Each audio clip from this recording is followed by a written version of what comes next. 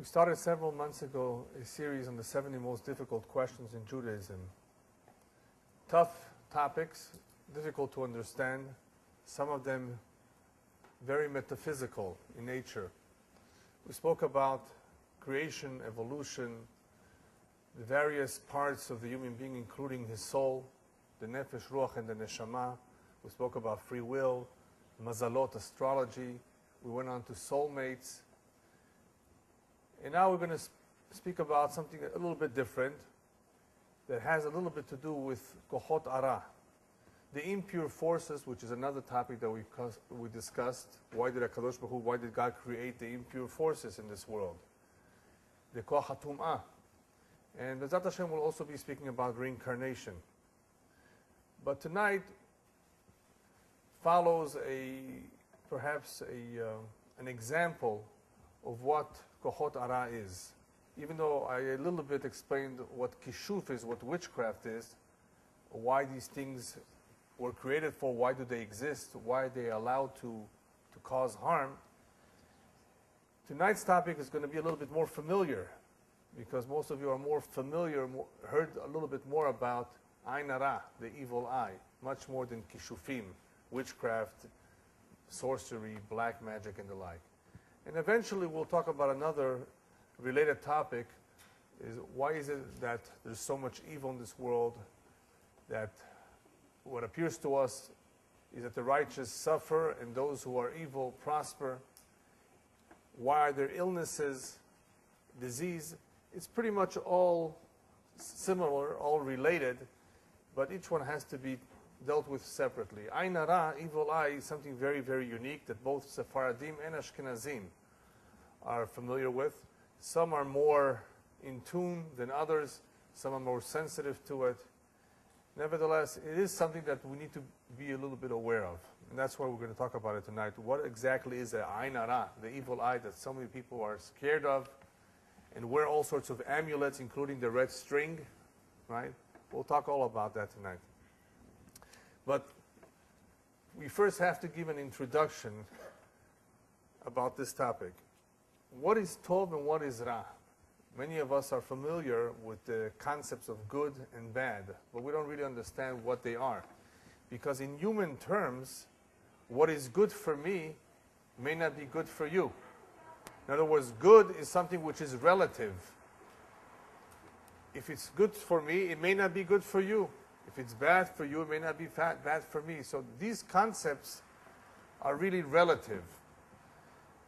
What we're interested to know is what is the ultimate good. The ultimate good is discussed in Parshat Bereshit in the very beginning of creation. When Hashem created the world, He says about many things that He made, kitov, they are good. Why does He have to tell us they're good? Isn't it obvious if He makes them, they're good? When God makes something good, He makes it perfect.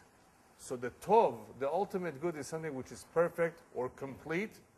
It's something that serves the ultimate purpose. The mesharet et hatachlit. In other words, it's useful. He designed it for a purpose. And the tov lekulam. It's good for everyone. So when Hashem says something is good, it means it's perfect, complete. It serves the purpose, the ultimate purpose, the tachlit of why this world was created for, and it's good for everyone. What about ra? Then what is evil? What is bad? Well, we first have to keep in mind that anything that is bad does not come from Him. As the pasuk says, "Mipi elyon lo tetzeh araot." As we read in the Megillah of Eicha on Tisha B'Av, Yirmiyahu says, "From above, nothing bad comes down, because Hashem is all good. So there's nothing bad coming down from Him. Even though certain things come down from Him that appear to be bad, is because it is our perception that tells us that they're bad, but they're all good. But nevertheless, there is something negative and bad in this world, but it's man-made. Usually it's man-made, unless we talk about the evil forces. So that which is bad in this world is the exact opposite of good. If good is something that is complete and perfect, then what is bad? Something incomplete, something which is lacking. Okay? something which ultimately, of course, serves the purpose, the big picture of the creation, but in its operation, bad is negative. It's not positive. So if we're talking about bad right now, we're not talking about punishments. We're not talking about illness and disease, because that comes from above too, in a sense. If it's meant to be, then it's part of the package deal, part of one's mazal. It could be a tikkun, a kapara, an atonement, and so forth. And eventually we'll talk about that. We'll elaborate about what use is it, and what does it serve? What is it meant to accomplish when one becomes ill? You know, what is it supposed to be? But the real bad that we're talking about is man-made, something that happens down here below, something which demonstrates lacking. It's incomplete. It's not perfect. Hashem is all good. All right? And therefore, everything that He created and everything that He brings into this world at all times, as we call it in Hebrew, is shefa, is abundance, is love. There are many various terms to describe Hashem's actions in this world. In the Kabbalah, there's actually various sefirot, various attributes of God, and how He communicates and how He manages this world in all the various midot, regardless of the various shades and colors, if we can call it that, of His midot, His attributes. They're all good. Even something which is din, which means judgment, is all good. However, as we explained in the past, Hashem did allow, even though He does not bring bad into the world, He allows it to exist. And how does He allow it to exist? Well, He created man, the human being, and this man, this human being, He did not make perfect. And that is why when He finished creating man, He does not say about man, this man is good. Well, he could be a monster. Why should He say good? This is a baby, they're all cute. But let's see what He does with himself. So man is the only one basically where God does not say, this is good. Even though everything Hashem made is good, this creation of mine called man, called the human being, he or she is going to determine in their life whether they will going to be good or bad. They're going to make that decision. How are they going to do that? They're going to be very, very different than all the rest of creation, the rest of animals, planets, and stars. They're going to be given free will. Choice. You do what you want. Not everything what you want, but certain things you'll be given the liberty, the freedom to do what you want. And if that's the case, because the human being consists of two parts, as we explained, the physical body and the neshama, well, it's going to be hard to decide what to do. Because the neshama is good. It's part of Hashem. Chelek Eloka mima'al. It is something divine. The neshama only wants to do good. It is pure. The guf, however, the physical, material body, wants everything for itself. It wants to eat, sleep, enjoy life, have a good time. That's what the physical body is all about. That's the nature of the physical body. You can't change that. So there is a constant struggle between the physical body and the neshama to do the right thing. What is the right thing? What Hashem would like us to do, all mankind, Jews and non-Jews. And that is to preserve this beautiful world, to keep it going, to keep it running, to follow His instructions. That would be doing good. But man, because he has free will, can sometimes do bad. He can sometimes cause harm. And that is where the Ra stems from. That is where it comes from. Man, throughout his life, has the ability, however, to perfect himself. As the Kabbalah explains, that is partly the explanation of why we circumcise our children at 8 days old. What's circumcision all about? Something extra? A piece of flesh that is there extra? What do you mean Hashem does not make us perfect? Why did He create this piece that He wants us to remove? It is very much symbolic. It's a reminder that, man, you're the one that has to remove it. You're the one that has to complete yourself. You're the one that has to do certain actions to perfect yourselves. So I'm going to leave that for you to do. Well, obviously the baby cannot do it, so the parents do it for him. But at least part of the explanation of the Brit Milah is to remind us that we're not perfect, but we can be better, we can perfect ourselves, and that is basically what life is all about is to perfect ourselves and to do whatever He expects of us to do. We all have a mission. And even though it's not easy, but we are given the tools to succeed. Nobody can ever complain to God after he leaves this world. You did not give me the tools. It was just too difficult for me. I couldn't do it. It was too harsh. I was unemployed, etc. Hashem has many, many examples of individuals who risked their life, who sacrificed everything, who were poor, who were ugly, who were beautiful, rich and poor, who lived a beautiful life. So nobody can ever come up with any excuse of why he could not do a good job.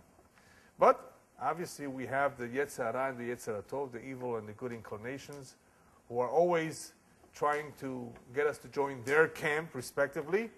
And if we don't have the instructions, if we don't have the manual, we're going to be confused. Our conscience is going to tell us one thing, and guess what the conscience is? The conscience is a neshama. Deep down we know this is wrong. That's the neshama, that's the Yetzer Tov. But our physical body or our bias is telling us something else. So we're sometimes confused. And if we don't have direction, how are we going to know right from wrong? So that is what the Torah is all about. And B'ezrat Hashem, at another time, we'll talk about what the purpose of this Torah that we have, that we follow, is all about. But I'm just giving you a little bit of a clue now. It is a roadmap on how to live in this world. Just like you buy a piece of equipment, and hopefully it comes with a manual. It may be written in Taiwanese, not in good English, right? But I think most of us will be able to figure it out, how to make the computer work, how to make the dishwasher work. You know, without it, we're not going to at least know how to best take advantage of this very sophisticated piece of equipment. And the human being is quite sophisticated. Life is somewhat complex. And if you don't have direction, you will not be maximizing your time right. So briefly, in this world, because man has free will, he has the ability to do mitzvot and maasim tovim, good deeds. And in this way, he builds the world, preserves the world. He's a partner in creation. Or he has the choice, the ability to do avonot, to commit sins, transgressions. And what do? They cause a kilkul.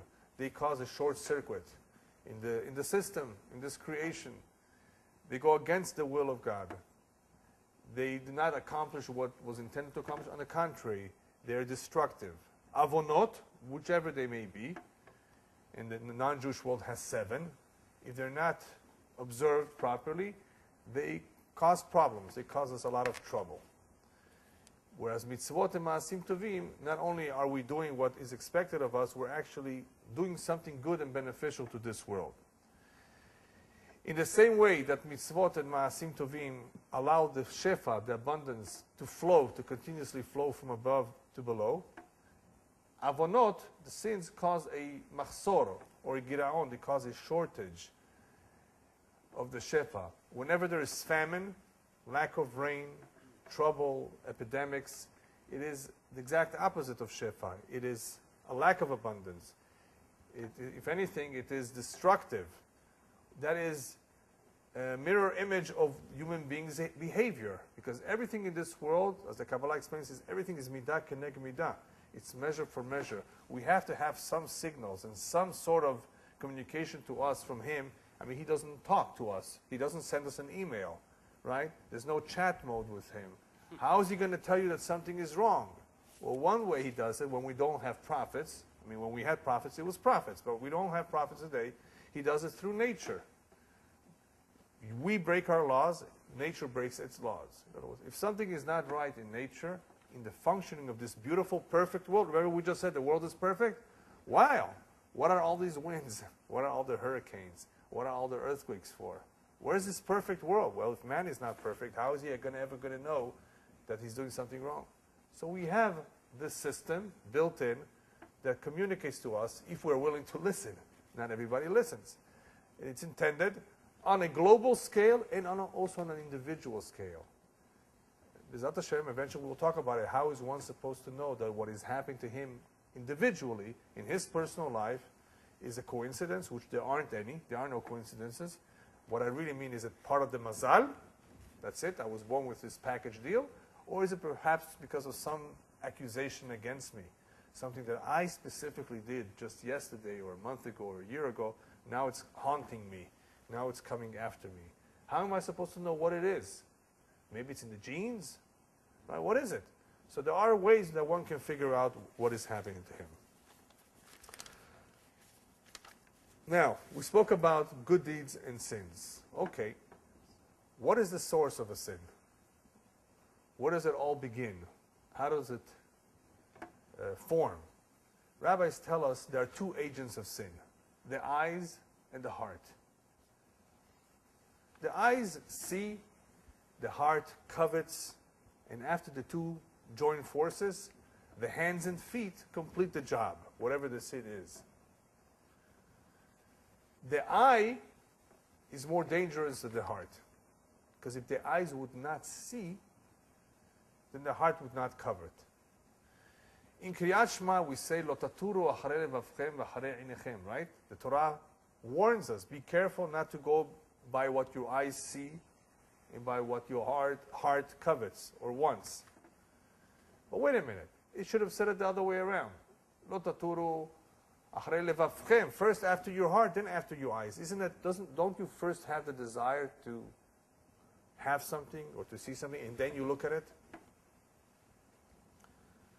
Which one goes first? Doesn't usually the heart go first? Why does it say, I'm sorry, I said, why does it say the eyes and the heart? It does say, Lo taturu acharei levavchem ve'acharei einechem, right?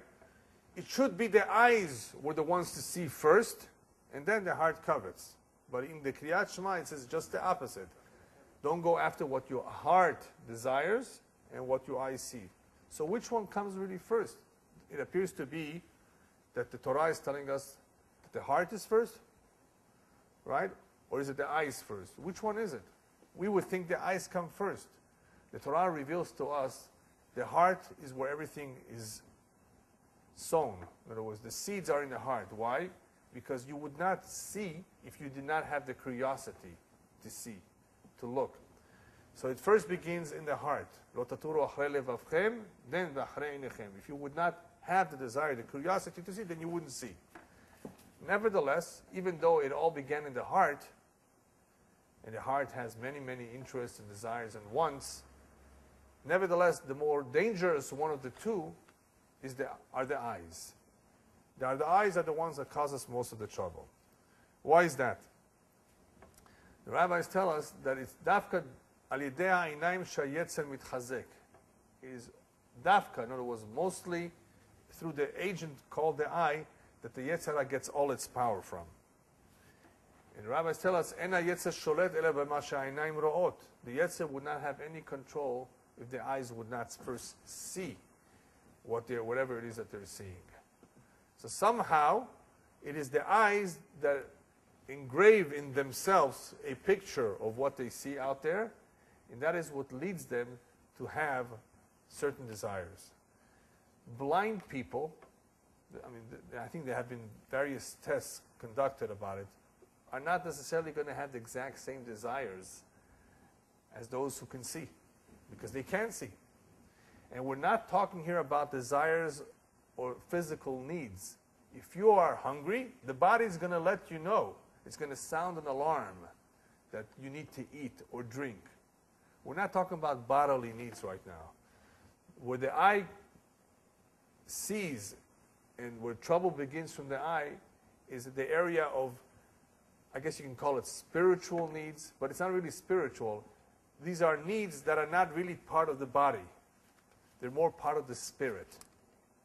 For example, I'll give you an example. Kavod, honor. Honor is not a bodily need. The people who want to be respected and honored, according to the Kabbalah, kavod is a problem that the ruach has, not the nefesh. The nefesh is that spirit that is closest to the physical body, to the heart. The ruach is a little bit higher. The neshama is higher than all of them. The ruach is the one that, or the ruach part of the nefesh, if you want to be more exacting, the ruach is the one that has this need to be respected or to be honored. So we're not talking about real physical needs. We're talking about out-of-body needs. Needs that many of us feel we want to have, we crave, like money. Money is not a physical need, right? It's more of an aspiration. It's more something that gives us security, right?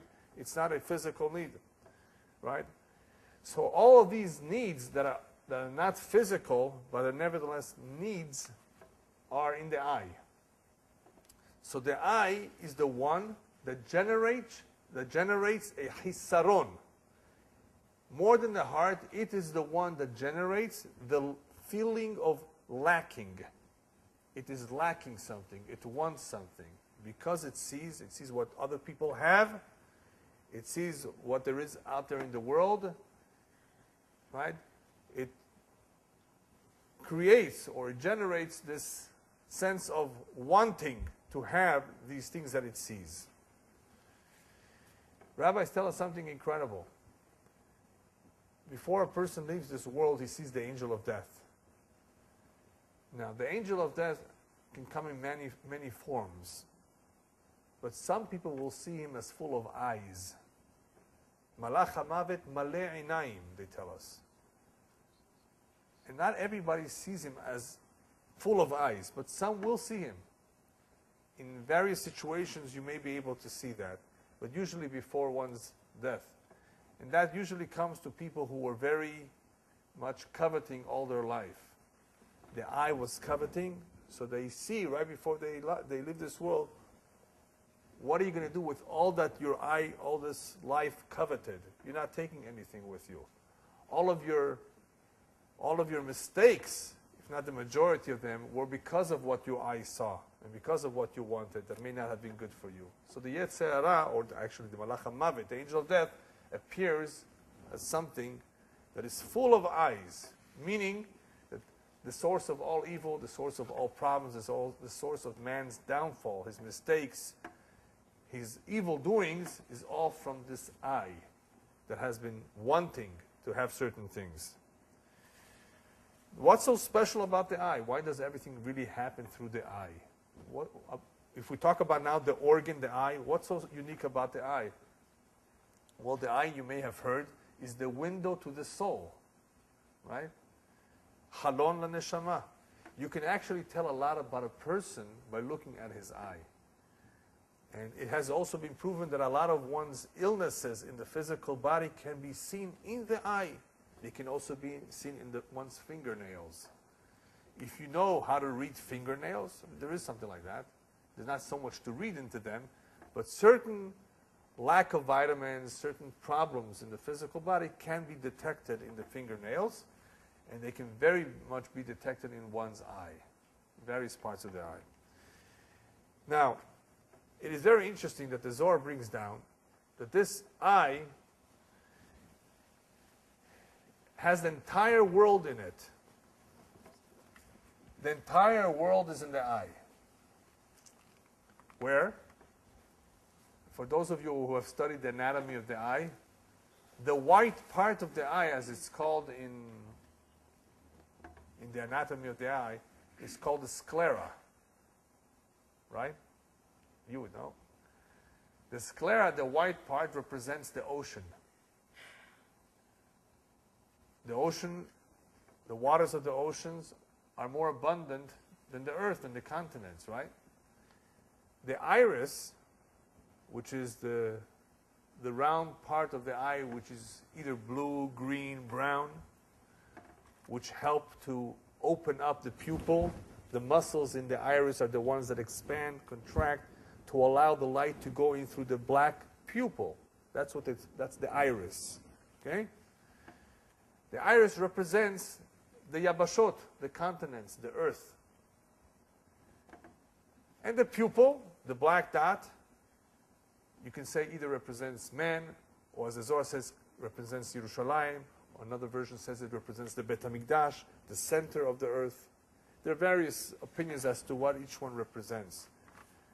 And there's also room for explaining what the cornea is, which is another part of the front of the eye, as opposed to the many things that exist in the back of the eye. Anyway, every organ of the human body is representative of something in this world and has tremendous symbolism, but the eye is very, very special. And actually, it just reminds me that of all creations in this world, the one that gave the most difficulty to Darwin, who believed in evolution, was the eye. He says, the eye gives me a lot of trouble. It doesn't let me sleep. In other words, that one I can't explain through evolution because it's such an incredible piece of machinery. I mean, a camera works like an eye. An eye works like a camera, however you want to say it. It's incredible. How could this all happen by itself? There's exactly 6 muscles from the back in everyone's eye, except for, I mean, not everyone. When I say everyone, I don't mean vultures and dolphins, because their eyes are, even though they're similar, they're not exactly the same. Exactly the same amount of muscles, exact same retina, the exact same optic nerve that takes the picture and that is upside down and communicates it to the brain and focuses. I mean, it's an incredible piece of machinery, this eye. So it was giving them a hard time, the evolutionists. And we know, of course, that everything was designed by Hashem. This is the ultimate design. I mean, this is an incredible piece of machinery. So anyway, so it is through this eye that many images are engraven, good and bad. This eye is very, very sensitive. Why is it sensitive? Because the same eye that we just said before reveals to us a little bit about the personality of this individual. It is also through the same eyes that expressions of feelings and emotions, sadness, happiness, crying, all of this comes out through the eyes. An incredible organ that tells us a lot about the person and tells us a lot about how he's feeling. So now that we have an idea of how important this eye is, we also have to realize that this window of the soul is a very sensitive organ. In what way? I'm not talking about dust right now coming into the eye. Sensitive to what it sees because of the impression. Everything is recorded. Things that you have seen when you were 2 years old, you may remember. 2 years old. You were just 2 years old and you remember that better than what you did yesterday. They're engraved. So this sensitive organ, you know what sensitivity it has?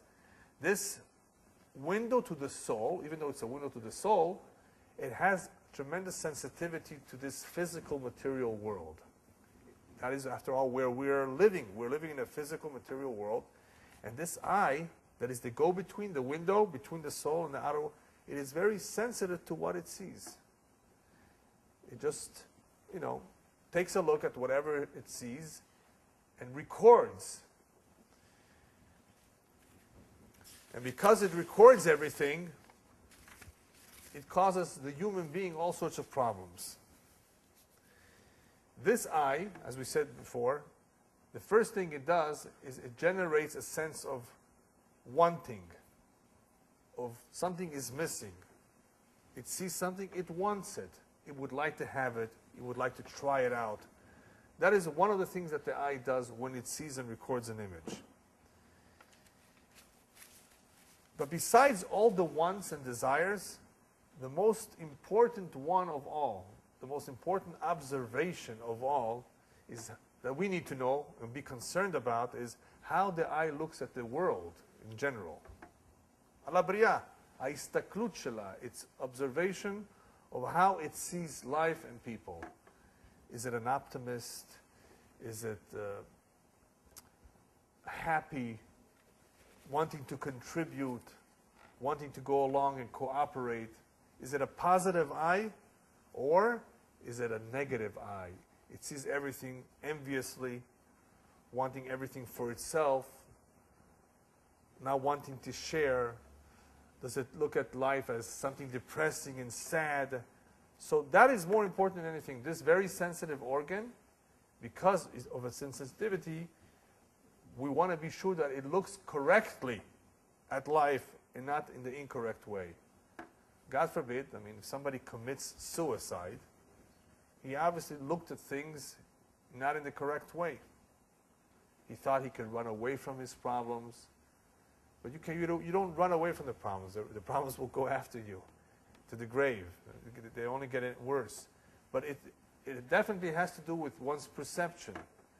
And that is where it is very, very sensitive, because we only have 70, 80, maybe 85 years to make up our mind how we want to see this world. And of course, we're given direction. If we're given the proper direction and we go hand in hand with this and we believe in it, then we will do just fine. We may have our depressing moments, our sad moments. After all, I mean, that's what life is. It has its ups and downs. But if our overall perception is good and positive, then we will be fine.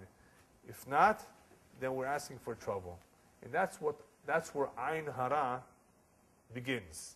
All of this was one big introduction. But it was necessary for you to understand the dynamics of the eye of good and evil, and how sensitive this organ is, and how some people choose to be positive and some people choose to be negative. And that is where the trouble begins, with those who are negative. What's the difference between those who are positive and those who are negative? Those who are positive are not necessarily interested in themselves.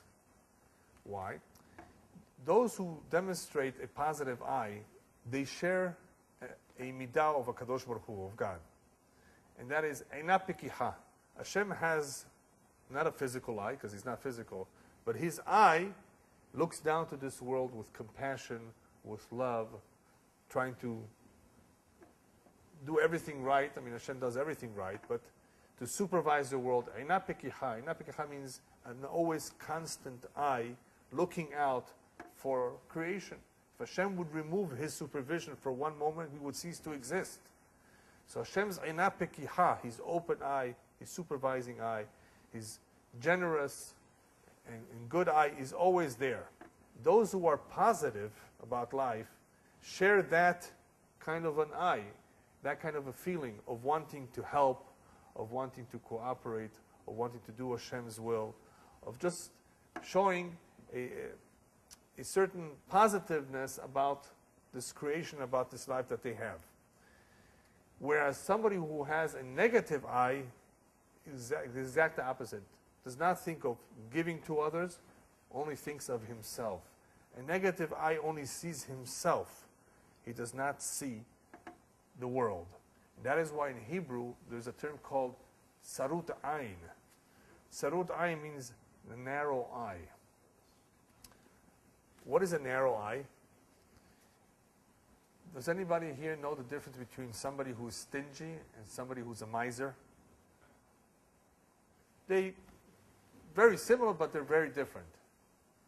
Somebody who's stingy can have steak, live in a beautiful home, have 3 cars, but not give anything to anybody, not share his wealth with others because he's stingy, right?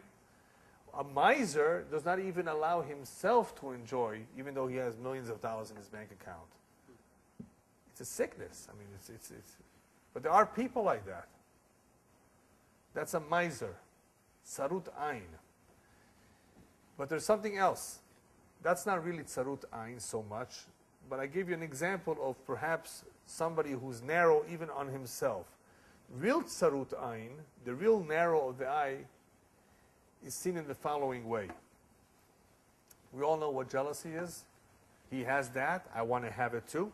Okay? The narrowness of the eye, or sarut eye, means I don't want him to have what he has. Ani lo mefargen lo, as we say in Hebrew. That is worse than jealousy. Jealousy just means whatever he has, I want to have. Okay, it's not the best thing in the world. He has a Lexus, I want to have a Lexus, not me, right? But kin'ah, jealousy. A lot of people are jealous. You know what sarut ayn is? I'm not happy for what he has, even though I have the same thing that he has, or even though I don't want what he has. I don't want him to have what he has. You know people like that? There are people like that. That's sarut ayn. That means that eye that we're talking about, look at what we're saying. Everything is about the eye.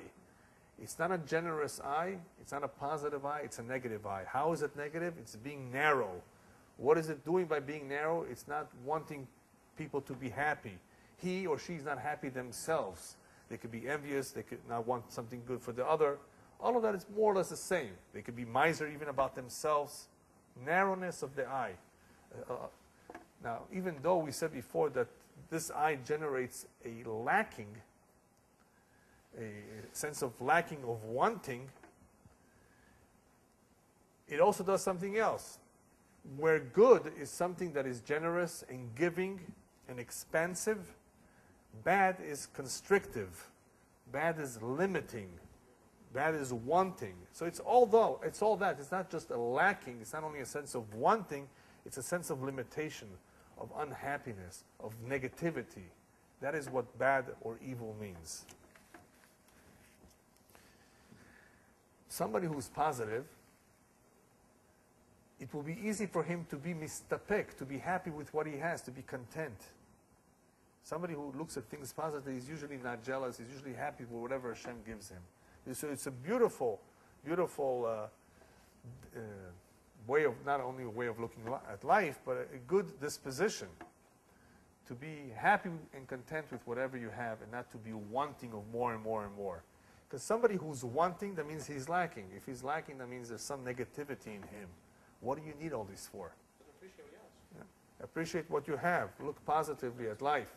So it so much depends on one's istaklut, klalit, his general look or approach at life. Is it positive? This is nothing. This is only a means to an end. I'm sure you've heard the term, money should only be a means to an end, but not an end to itself. Because what do I need the money for? I need the money to pay the bills. That's all.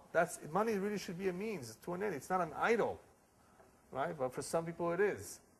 So to them, it's something that is lacking, that they need to get. They need to work so hard for. But for those who look positive at life, who look correctly at life, they will never have a feeling of lacking. Because he takes care of little ants, he takes care of all the dogs and cats. Hashem takes care of everybody, right? He's not going to take care of me. If I'm the crown of creation, man is the most important part of creation. He's not going to take care of me. He's going to give me whatever it is that I need. So that is the big difference between a good eye and a bad eye. Now, what happens in this world, in this creation, is that all the evil forces that we talked about, the kishufim, the witchcraft, the evil eye, the negativity, they all gang up and gather in the same club. What I mean by that is the Kabbalah speaks about zachar v'nekeva. And I'm not going to get into that. It's a very deep topic. There are a lot of difficult terms in the Kabbalah of right, left, male, female, yin, yang, I think. Right? You may have heard these things. Yeah. Okay. That's not important to us. But there are these things do exist in a certain way. And the tum'ah, all the kohot of the impurity, all the forces of impurity, including that which is evil, including the evil eye, they all gather together in the same spot, in the same place. In other words, they all are in the same tree, in the same club. They all pretty much are attracted to the same thing. And I'll just give you a small little clue. I don't want to get into it too much because it may be misunderstood. A woman, when she's unclean, she's a nidah, attracts to herself, whether she wants it or not, that's just a fact of life, impurities. And that is why in halakha, in Jewish tradition, there are certain sensitivities about a woman in that state. I won't say more than that. There are certain sensitivities. I hope most of you will understand what I mean. There are certain sensitivities as to where she can be and what she can do, because of all that impurity that is there at a given time, until, of course, it is removed through the mikveh. But the point is, I just gave you this as an example, is that they don't have to be invited. The impure forces, they go, they know where to go. They're pretty much attracted to the same spots, the same location, the same areas in the world. And in the same way that these kohot, these forces in the world can do harm, every aspect of them, every part of them is capable of causing harm. In other words, not just witchcraft, but even something like the evil eye, even something like simple tumah can be a problem. If tum'ah would not be a problem, if impurity would not be a problem, we wouldn't be washing our hands in the morning when we get up, even though that is a very low level tum'ah. Obviously, we take these things seriously. So what they all have in common is that they are harmful. They are not positive, they are negative, they belong to another camp. They're not nurturing like that which belongs to the good camp, that is positive, that is giving. They are limiting, they are wanting, they are restrictive, and they move you away from your ultimate mission that you're supposed to accomplish. They're there for a reason. Obviously, they're there because we need a challenge. But we have to remember that we have to stay away from them because they are harmful.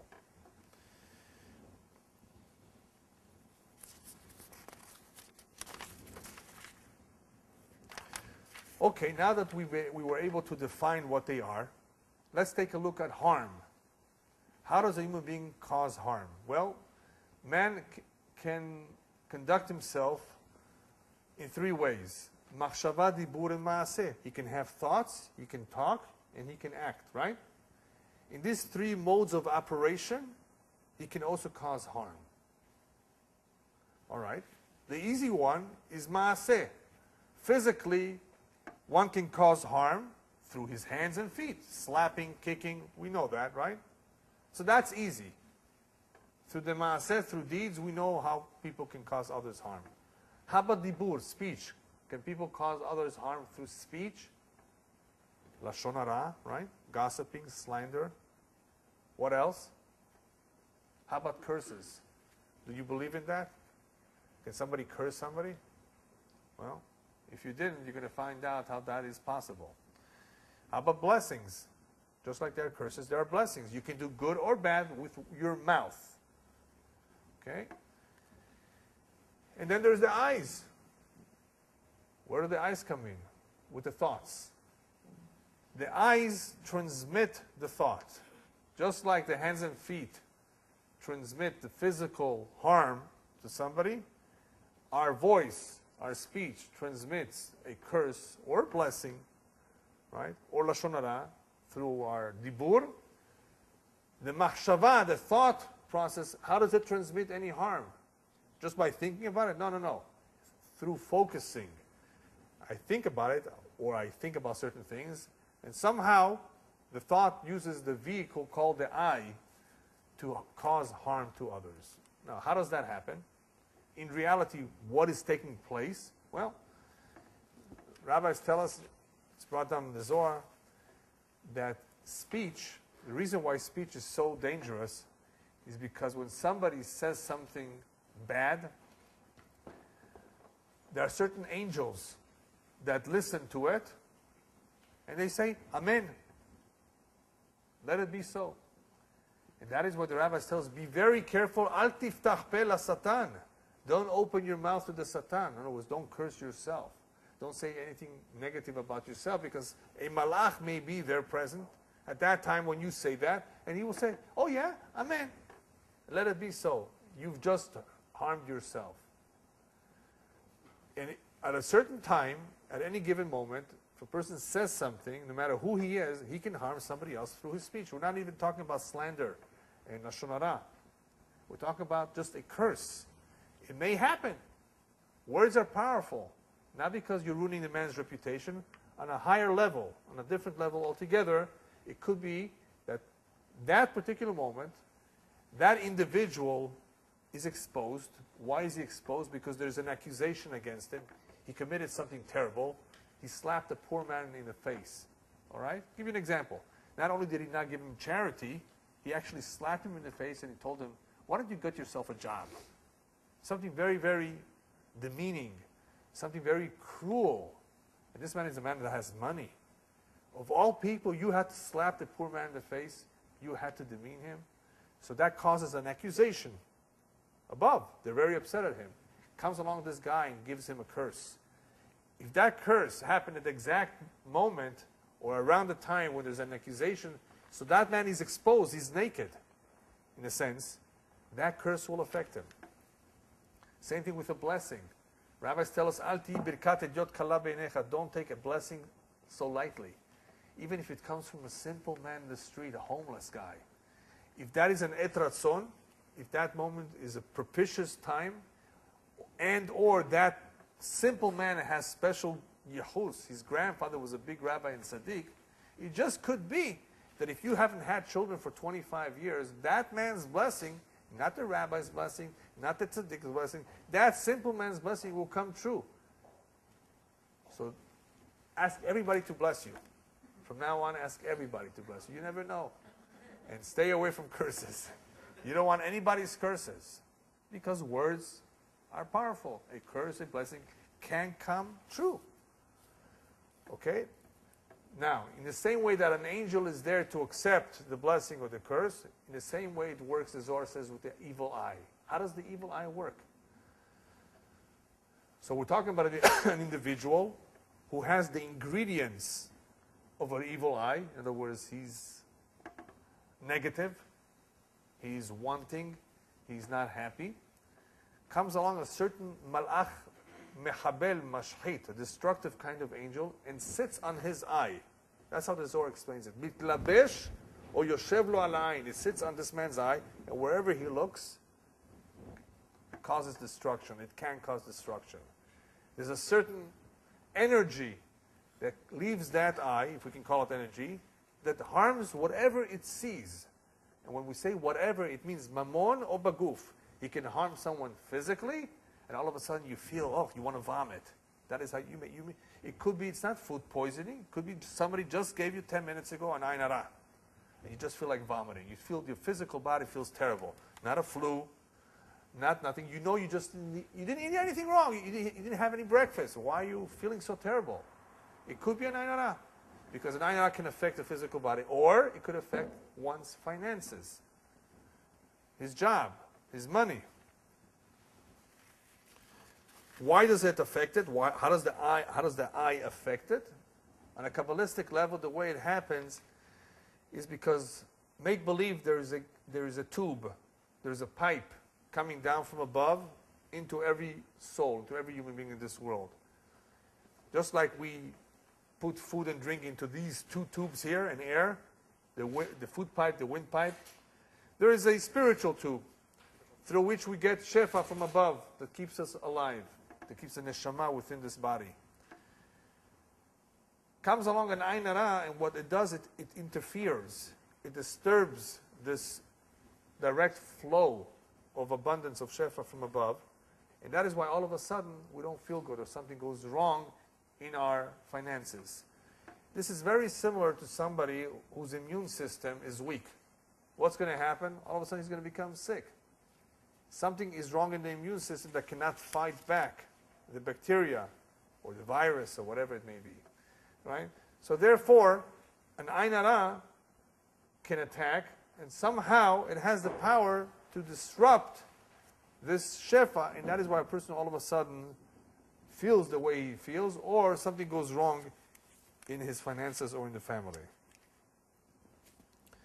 Rabbis tell us that's why you have to be very careful not to expose yourself to all sorts of dangers and accusations. Anybody that goes to war, sometimes we have no choice, we're drafted. Then you're exposing yourself to danger, and what happens in the times of danger is that our books are opened. Our books are open on Rosh Hashanah usually. That's the day of judgment, not if you're in a dangerous place. Anytime a person goes through danger, he's asking for trouble because they open up his books. Should we make a miracle? Should we save him, protect him, or not? They have to decide on the spot. They're not going to wait till Rosh Hashanah. You don't therefore want to take any risks, major risks, like racing cars. It's a risk. Once you go into a racing car, you go mountain climbing, you do you're involved in any sport that is somewhat risky, your books are open, because they may have to perform a miracle. And in order to perform a miracle, there has to be enough merits in the books. And if they're not, the guy can die. He was supposed to live to 99, and he went to 29. What a shame. Now, sometimes we have no choice. We have to go to battle. A lot of Israeli soldiers, they don't have a choice. So what does Hashem do? That's next week's topic, I think next week. The flower was cut down short. Reincarnation. Gilgul. brings them back. Born again. But this can happen. So you have to be careful of not exposing yourself to situations where an accusation could cause problems. I'm sorry, Rabbi. Yeah. Explain when a soldier goes into battle. Right. Most of the country is. Right. How is that perceived in the higher? How it is perceived? Any soldier that goes to protect Israel is a beautiful thing. I mean, it's a great mitzvah. He's protecting his countrymen. He's involved in something holy. The books are open? The books are open because he's in danger. Anytime you are in a dangerous situation, it's like you're automatically opening your books. You know, upstairs, what should we do with him? Should we protect him? There are hundreds of mines laying around. We have to basically lead him the way that he shouldn't step over them. War is dangerous. People lose their lives. So they have to make a decision who's going to remain alive. So in order to do that, in order to decide, they have to open the books. Somebody that's going through a triple bypass, that's a dangerous situation. Today, less than it was 20 years ago, but it's still dangerous. Open heart surgery. Should we? You're ready.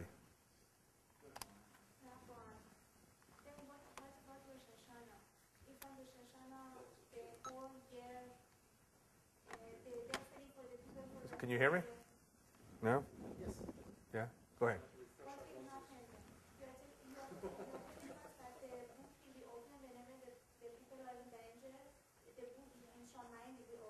Right.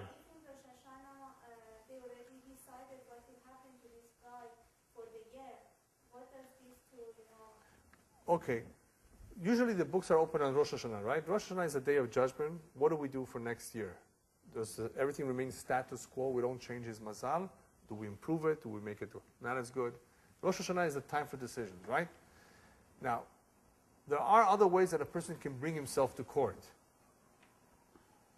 Somebody does not have to sue you to take you to court. If you drive without a license, you may end up in court too, right? There are other things that can bring you to court, right?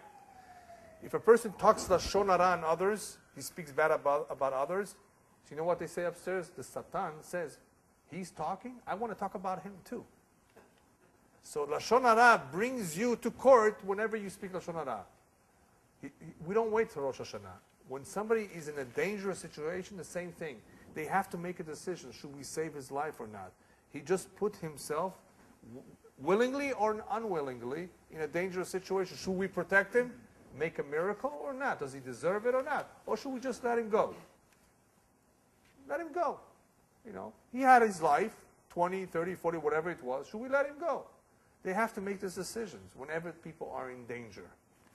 Because whenever people are in danger, the books are open. There could be accusations. He doesn't deserve a miracle, or maybe he does. So this is a normal process.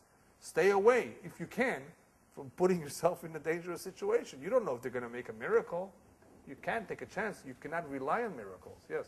Is whether he merits a miracle or not, does that mean how many mitzvahs that person did to that point? No, only Hashem knows what is a big mitzvah or a small mitzvah, what is a mitzvah that can spare his life. It has nothing necessarily with the number of mitzvot. No, not number. Yeah. Well, but Yeah. one has to do mitzvahs for Hashem to see, so to speak, which one was worth merit. They have to do mitzvahs in order for them.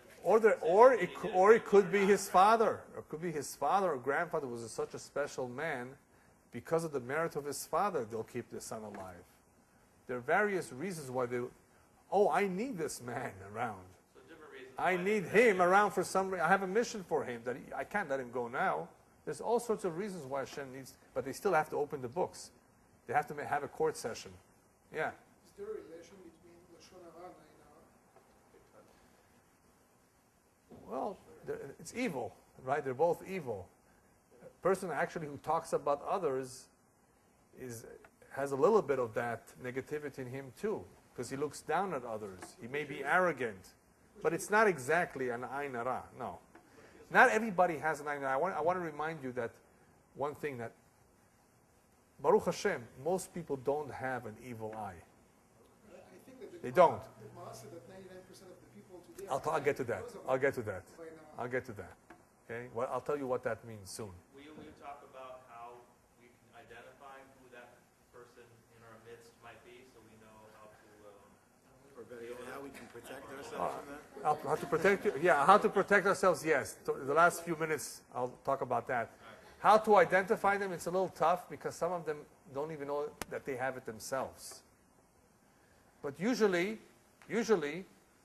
if you detect somebody who's very, very negative, envious, and looks at you as in a strange way, then you want to run away from them. Yeah. Yeah. Everything okay? Yeah. So we'll talk about that in the end, yeah.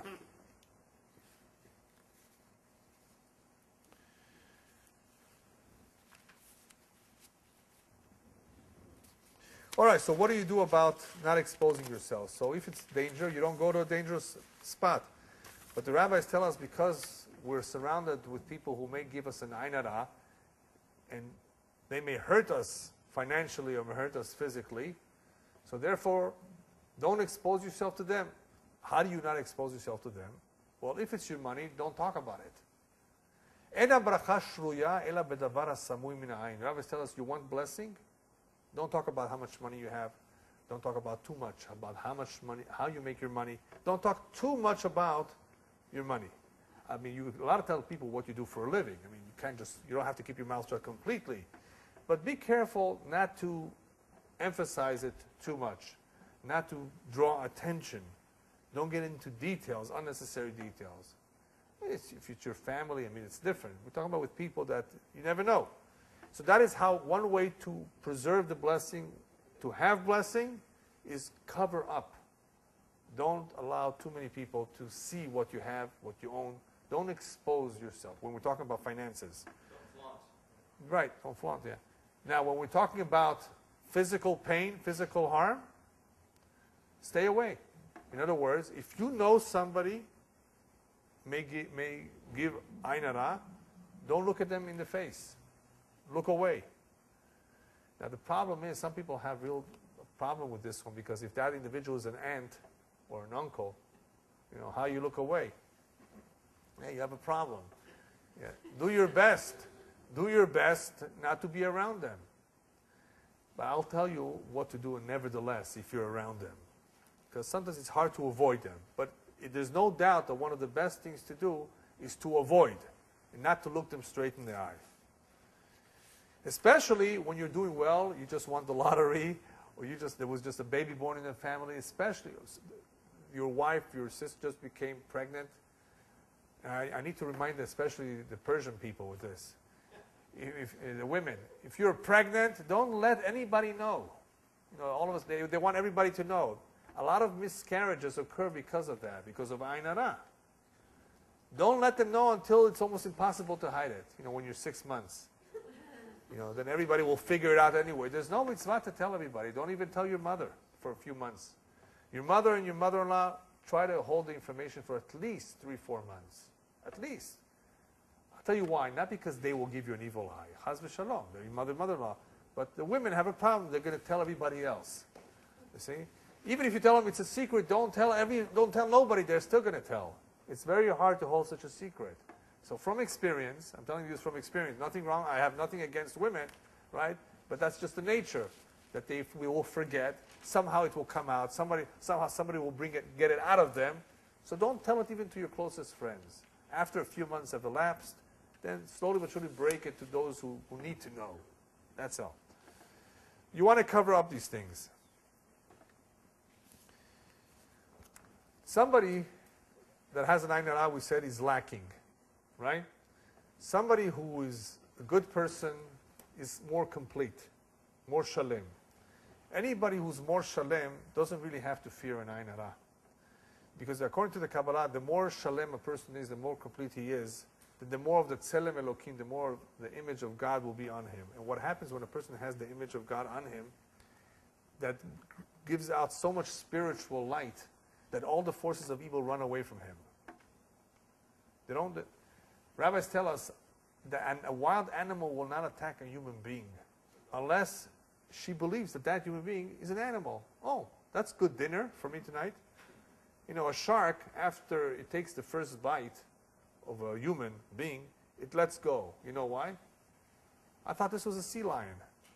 I thought this was a fish. This is not part of his diet, so he lets go. The problem is, once he took the first bite, there's so much blood loss that many people do not recover or survive. Right? Very few sharks just consume the entire human being. They just take a bite and they realize they let go. Why did they bite to begin with? Obviously, everything is min hashamayim, but to them, it appears like a fish. A tiger attacks, a lion attacks. Oh, this is just another piece of meat. But not tzaddikim. Tzaddikim that were thrown to a lion's den. Daniel, many other tzaddikim who had a similar story. Go barayot, in the lion's den, the lions were hungry, were not fed. They didn't touch the man. He had a tzelem elokim. Anybody who perfects himself has no reason to fear of an ayin hara because all the forces of evil run away from him. They don't get close to him. Same thing with one who protects himself with Torah, learns Torah. The demons do not come close to him. He's protected from mazikim. Person who does tzedakah, also tzedakah can protect him at least at the moment that he's doing tzedakah. The whole idea of giving machzit shekel, Am Yisrael gave half a shekel. This was a form of kapara. This was a form of protection from ayin hara and from all the evil spirits. The kapara, the tzedakah that a person does, at least at that time, can act as a safeguard against evil forces. Now we're going to just talk a little bit about what the rabbis tell us. Rabbis tell us that 99% of people die of ayin hara and 1 die of natural causes. What does that mean? Many people, when they learn this Gemara, they don't understand it well because it's really more profound. What it really means, in a simplistic way, that 99 out of 100 die of ayin hara, is that the malach hamavet, the angel of death, or Samael, had to be involved. Because what is death? Death is something negative. Death is something that, unfortunately, ever since Chet Adam HaRishon, ever since from the very first sin, when man rebelled against God, it brought about this death, which is the falling apart, the breaking up of this human being, where the body goes to the grave and the neshama goes back to Hashem. That breaking up, that taking away the body, that putting that body into the ground and causing it to decompose, that is a part of that camp, the negative camp, the Ra, not the good. They have their share here. That body now becomes tameh, unclean. They have their role to play in this death. When one is shalem, when one is complete, he dies what's called through mitat neshika, through a kiss of Hashem. The Malach HaMavet, the angel of death, is not involved. There's no real tumah in a sense. A lot of big tzaddikim, their body did not even decompose. They've sanctified their body. They've become complete. So therefore, they don't have an ayin hara. It doesn't mean that an ayin hara brought about their death, necessarily. It just means that the forces of evil are causing this to come. Now, it is true, you can say that because of all the ayin hara that has accumulated over life, and there are various degrees of ayin hara, some more heavy and some more less, that this little by little brings about an illness and brings about a weakness, but that is not the ultimate cause of death. The ultimate cause of death, we all know, is the Malach HaMavet. He's the one that sholef. He draws the soul out, and that's when the man ceases to exist, right? Unless it's a car accident or there's other sorts of situations where that process is a little bit different. Nevertheless, ayin hara basically means, in that case, the forces of evil have had an effect on bringing about the death of this individual. Whereas some, the rabbis talk about it, did not die be'etyo shel nachash. They did not die as a result of the sin or the advice of the nachash with Adam and Chava. Meaning what? They were complete. They were not into themselves. They were perfected. They were so pure that they did not die. They were taken from this world with HaKadosh Baruch Hu himself. Okay, real quickly, how do we protect ourselves from ayin hara? Well, first of all, you know fish are not affected by ayin hara. That is one of the blessings that Yaakov gave before he passed away to Yosef, to Yosef's children. Amalach goel oti, right? Vidgu larov bekerev haaretz, they should multiply like fish. In other words, there should be no ain hara. Why is there no ain hara, evil eye on fish? So one explanation given is because they are covered by water. They are not really seen. Remember we spoke about covering everything up? And isn't it interesting that they don't have eyelashes? Or what? Eyelids. I'm sorry, eyelids? Yeah. They don't need to cover their eyes. Right? It's interesting. But anyway, fish do not have an eye. And you know what's so good about that? Fish actually received a blessing in creation. Hashem knew that the Japanese are going to want a lot of sushi. So I have to make a lot of fish. They're going to be overhunted. And I can't allow them to go extinct. They need sushi. So therefore, the fish receive the beracha. They have a beracha. Therefore, no matter how much you hunt them, there are always going to be fish in this world. Not so animals that went extinct. You know how many mammals and animals and birds become extinct? In this century alone, there was a tiger called the Caspian tiger in Iran, Tajikistan, Afghanistan, eastern Turkey, and parts of Uzbekistan. Also, that whole area around the Caspian Sea.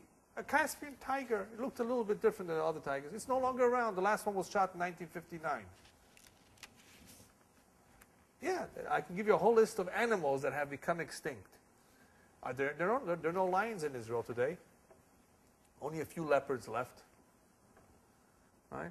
Animals can become extinct. Dinosaurs became extinct. The mastodon, the mammoth became extinct. There are many animals that have become extinct. Anybody here ever heard of the dodo bird? Not around. As far as we know, it's not. Animals can become extinct because they don't have a beracha.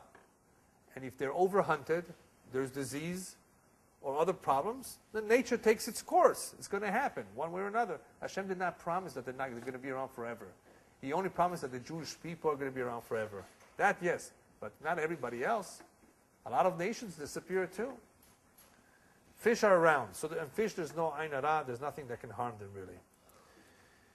What's so special about fish? Not because Japanese need it. That's just a joke. But fish are purer. They are on a purer level than the rest of the animal kingdom. And that is why they don't require shechita. You don't need to slaughter a fish. You just take it out of water and you bang it on the head because you can't eat it raw, right? Alive. And once it's dead, you're allowed to eat it, however you want it. Well made, raw, whatever you want. Fish is purer, and because it's pure, it does not require the tikkun of shechita. Shechita is a form of tikkun for the animal. That's another subject. Okay? And therefore, because they're purer, guess what? That's next week's topic, but I'll tell you a little bit now. Tzaddikim, when they have to come begilgun in reincarnation, many of them come in a fish. There's even a fish in Vienna, Austria, in the old cemetery. There is a monument, a matzeva, in the form of a fish. My grandfather saw it, and he says, "What's this?" So he went to the Pinkasa Keila. He went to see the story behind this matzeva. What's this fish? And he read the story. Not too long ago, somebody bought a fish for Shabbat, and as soon as he began to cut it out, to cut up the fish, all of a sudden he hears a voice, "Shema Yisrael." So he took the fish to the rabbi. "What's this?"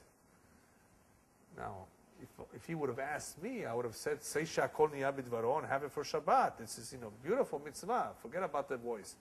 The rabbi, for some reason, told him it's a neshama of some sort of tzaddik, maybe. Go ahead and bury it. And just for everybody to know that this happened, they put a matzeva, a tombstone of a fish. Anyway, there's another story, but I'll tell you next week, because that's next week's topic. But anyway, tzaddikim can come in reincarnation into a fish. A fish is purer.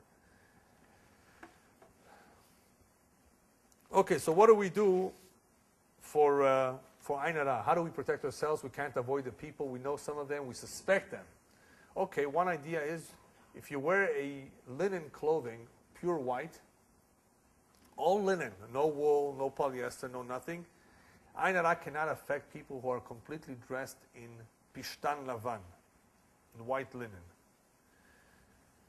Paro wore only white linen. He didn't want them to be affected by witchcraft or any evil forces. Yosef also was aware of that, but Paro did not know that Yosef knows this trick. So Paro, when he saw Yosef coming to him with white linen, what does he do? He takes out Revida Zahav. I want you to wear this beautiful gold necklace too. Because he shouldn't be like him. Yosef, of course, didn't want to insult him. But as soon as he came home, he took it off. Because they knew the trick of avoiding the evil eye and all sorts of evil forces to wear white linen. Anyway, most of us today have a little bit of a hard time because of style and everything to wear just white linen. So I'm going to have to give you something else to do. Yeah. Yeah, that's right. The Kohen Gadol used to wear that. He's right. Dead people, sure, that's right. They have what to fear. The dead people have a lot what to fear. Yeah. Okay. What do we do for sgulot? Sgulot are special remedies for Ain Hara. There are special remedies to protect one from Ain Hara, and there's some remedies to eliminate or to remove in case you were affected. The ones to remove, I can't go with you. I can't go over them because they're long and they have to be said at a certain time. But I just want to assure you that in case anybody was affected, there are ways to remove them. But we can't go over them right now. But as far as protecting yourself, you see somebody you encounter, you suspect that this one may have an Ain Hara, what you say is the pasuk that Yaakov told Yosef. Ben porat Yosef, ben porat ale'ain, banot sa'ada aleshur. That first pasuk. After that, you add what the rabbis suggest to add, just to make it stronger. Ana mezar'a de Yosef ka'atina de la shalta be'ein abisha. I come from the seed of Yosef, on whom the evil eye does not affect. If you want it, I'll tell it to you later. I'll write it down for you. This is pretty strong. Say it right away. And don't yell at them when you say it, so they shouldn't think you're saying, what are you saying? But, say it to yourself. The blue color, they say, is very helpful, blue. And I wonder if that has to do something with why the Arabs paint their homes in green. Because maybe they thought it's green. But anyway, blue is the real color, not green. Yeah, it's not green, it's blue. The easiest thing to do is not to show off, not to talk too much, and not to attract too much attention. Because of this, there's a halakha. The two brothers or father and a son should not have an aliyah to the Torah, one after the other. It's drawing attention. Oh, two brothers. Oh, two.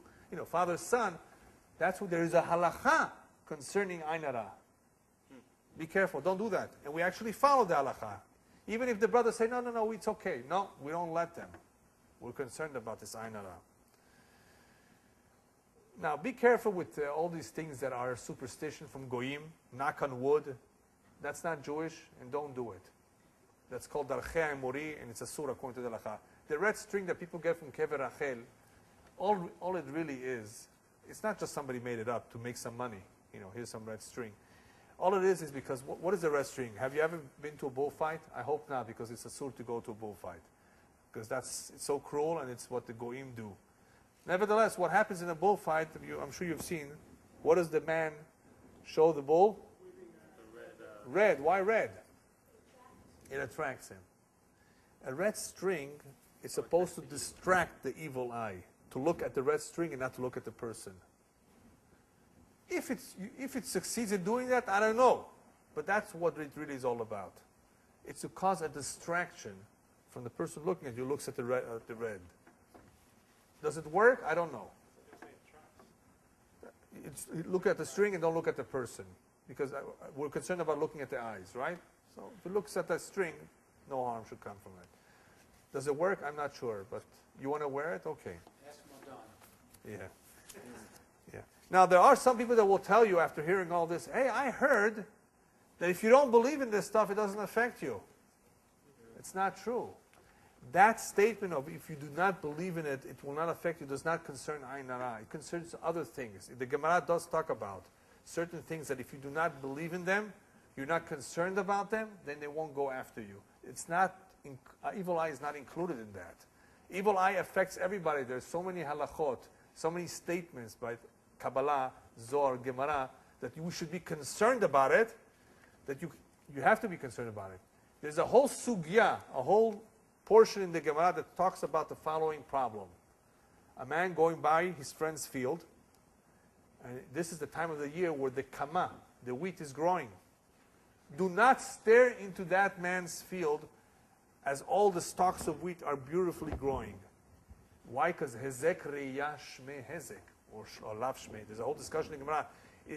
I may cause damage by staring in a man's field that is so beautiful and growing and overflowing with wheat. That I may cause harm. So do not look at your friend's field when it's overflowing with so much beautiful wheat, because you're looking at it may harm it. It may spoil, it may rot, something's going to happen and he's going to have a loss because of you looking at it. What do we see from all of this? That of course there is something called Ain Hara that you have to be concerned about. You have to be careful. And if you suspect somebody has it, stay away. Don't stand out. Don't talk to them too much. And if you can't avoid it, then of course say whatever you can say. Or do Khamsa Khamsa. I'll tell you where Khamsa comes from. I think the reason Khamsa is adopted by the Sfaradim, because in the Sefer Zgulot, there's a book about Zgulot, about all sorts of remedies. It is brought down that what is very protective of one is a hay made of silver, if you wear it on you. So they may have used that as Khamsa with the hand, with the 5 fingers. So I'm not 100% sure that the Khamsa of the hand really helps, but the hay in the silver does have certain powers. A piece of silver made in the shape of the letter hay, if you wear it on you, that can also be somewhat of a protection. Yeah. Yeah.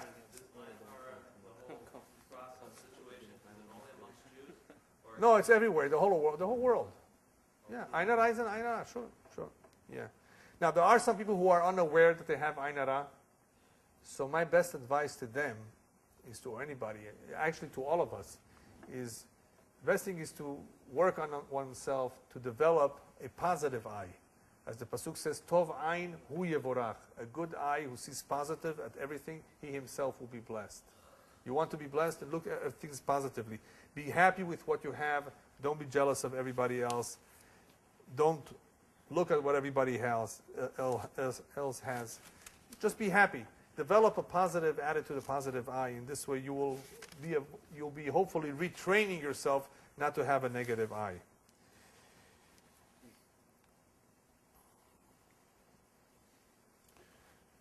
Okay, just as a final note, we spoke a lot about the dangers of an evil eye, the negativity that an evil eye has, how people look at life.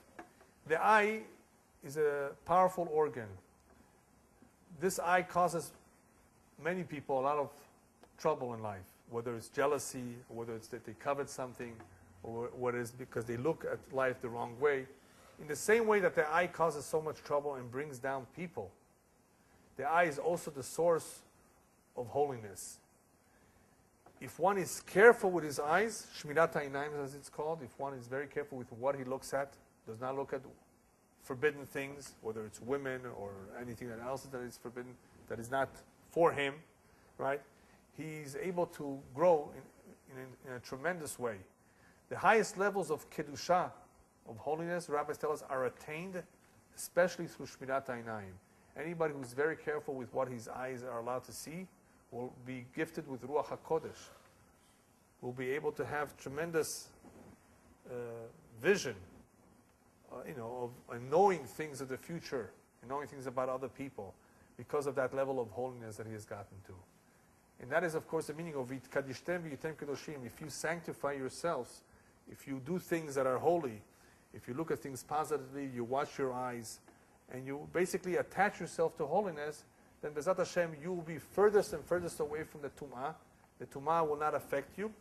And on the contrary, you will be able to work with the forces of holiness, because in the same way that there are forces of impurity that can cause harm, there are forces of good that can cause a lot of good. All the miracle makers, all the tzaddikim, all the great people that we've had who were able to bless, who were able to see and give advice, where did it all come from? They drew that from the Kedusha. They drew that from holiness. A lot of people may do things like tarot cards, crystal ball gazing, and we'll be talking about that too, that it's forbidden. All of that is drawn from impure forces, and it's not always accurate either. You want to go to people who are reliable, to people who are drawing their koach from the Kedusha, from the pure forces, the forces of purity. And rabbis tell us, it's brought down to Tanat V'Eliyahu, that anybody can reach those levels, man or woman, Jew or non-Jew. All the Hakol lefi ma'asav Ruach HaKodesh ora alav. Depending on what their deeds are like, Ruach HaKodesh can reside on them. Anybody, man or woman, Jew or non-Jew, that's incredible.